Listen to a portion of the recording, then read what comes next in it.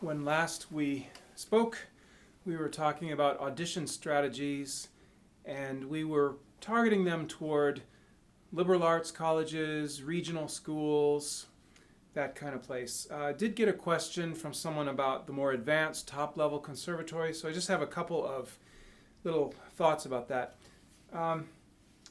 Some research has shown that students do best when they are not at the absolute top of their class or way down at the bottom of their class. In other words, if you want to grow and advance a lot in a school, you don't want to be the absolute best student there, nor the absolute worst student there. The best place to be is about in the top third, at about the 70th percentile. The reason is you're good enough to be given a lot of the interesting opportunities, solos and concerto and that kind of stuff, but you're also surrounded by some people who are better than you so that it will push you. So as you think about advanced conservatories, you want to make sure that you're not the absolute weakest student that they admit. Maybe it feels great, hey, I got into Eastman or Juilliard. Well, it turns out that you're one of the least qualified who made it in.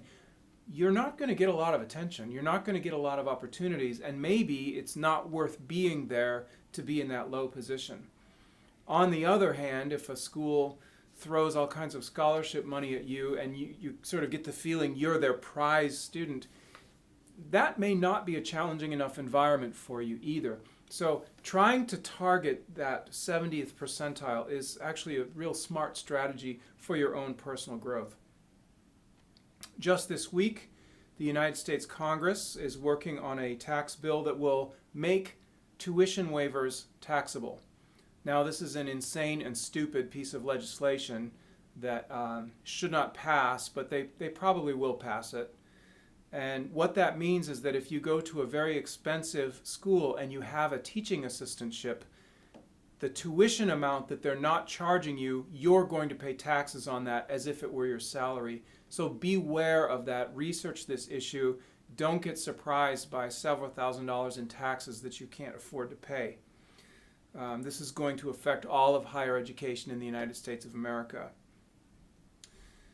Another topic, make sure the professor is truly interested in you and your career goals, not just in having another competition winner they can brag about.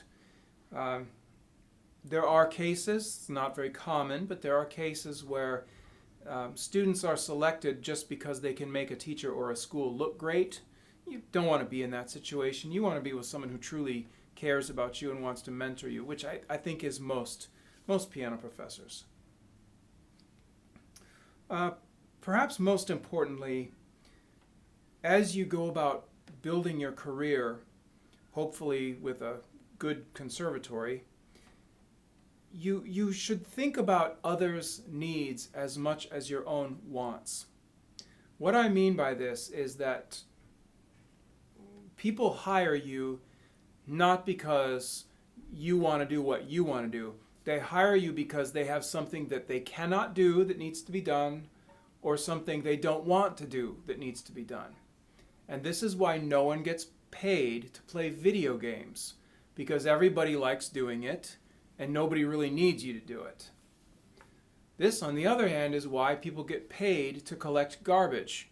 Everybody needs it done, nobody wants to do it. So the guy who comes early in the morning to collect the garbage gets paid a lot of money.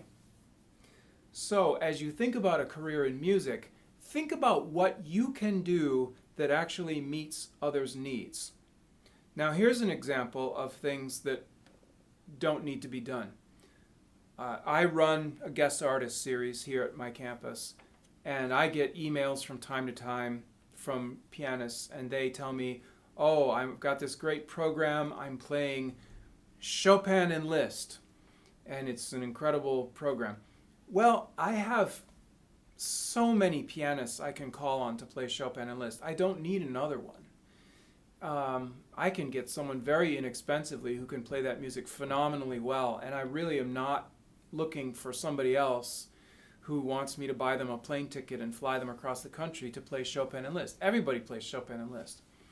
People will even come and do it for free just for the publicity. So it really is not very smart to craft a career around playing Chopin and Liszt because that's what you want. There's really not a lot of need for that. The world is populated by many, many pianists who can do that. The other day I saw a resume from someone whose doctoral dissertation was in a very obscure area of 20th century music theory, atonal music, this kind of stuff that nobody likes and nobody wants to listen to. And this person was asking about job prospects. And I was pretty surprised that anyone would get a specialty in that in this day and age. You may be very interested in 20th century theory of atonal music, but nobody else is. Nobody will come to that concert.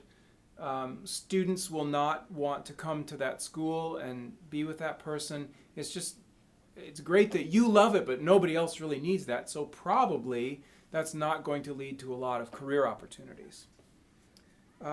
What colleges need, they need people who are great at oral skills acquisition and teaching freshman theory.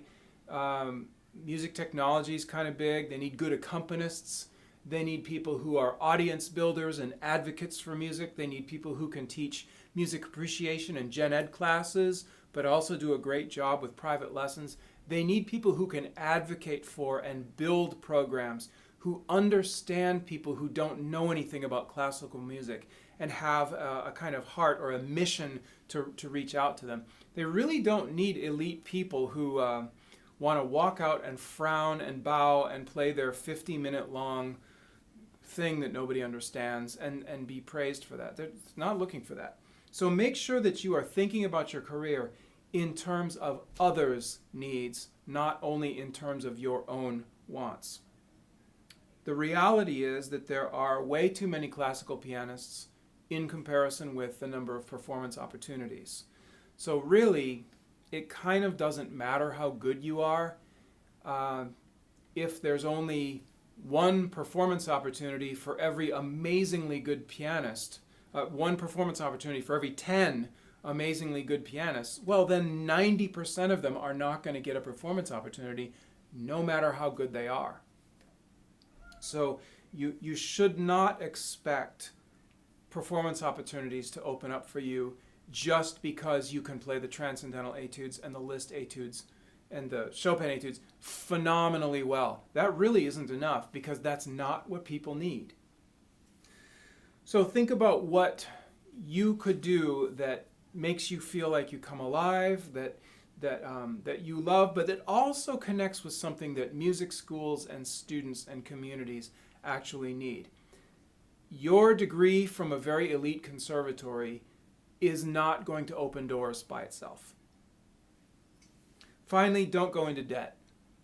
No matter what school you go to, no matter how great the teacher is, do not accumulate debt for school if you can possibly avoid it.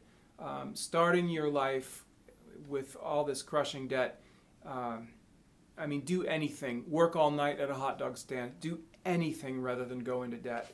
Take extra time. Take time off school.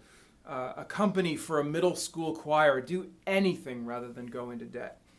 So that's all to say that the big name conservatories, they're wonderful. I'm thankful to have gone to one. I got a lot out of it, but it is not an automatic ticket to a successful career in music. You still have to think like a smart business person.